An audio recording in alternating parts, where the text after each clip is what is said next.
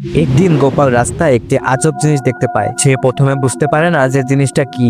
তারপর সে জিনিসটা হাতে নেয় এবং দেখতে থাকে এবং পর্যবেক্ষণ করতে থাকে জিনিসটা আসলে কি। এটা যে আমাদের বেন্টেনের ঘড়ি, কিন্তু কোনো একভাবে গোপালের সামনে পড়ে গেছে। গোপাল কিছু না বুঝেই খুশি হয়ে যায় এবং হাতে পড়ে নেয়।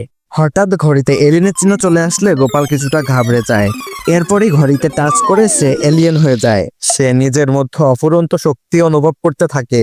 গোপালের চোখে তো আর টিভি ছিল না, এজন্য কেউ বেন্টেন দেখেনি। এজন্য সবাই গোপালকে দেখে ঘাবড়ে যায় এবং ভয় পেয়ে যায়। মহল্লার লোকজন ভয় পেয়ে রাজা সেনাপতিকে ডেকে আনে। রাজা সেনাপতি আসলে গোপাল তার উপর রেগে যায়। সেনাপতিকে সাহায্য করে বাড়ি যাওয়ার সময় বজ্জাত মন্ত্রী ষড়যন্ত্র করলে মন্ত্রীকে উচিত শিক্ষা দেয়। বাড়ি ফিরে গোপাল তার গিন্নিকে সকল কাহিনী বলতে থাকে যে কিভাবে সে ঘড়িটি পেয়েছিল এবং কিভাবে সে এলিয়েনে পরিণত হয়। আর সবাই তাকে দেখে অবাক হয়ে যায়।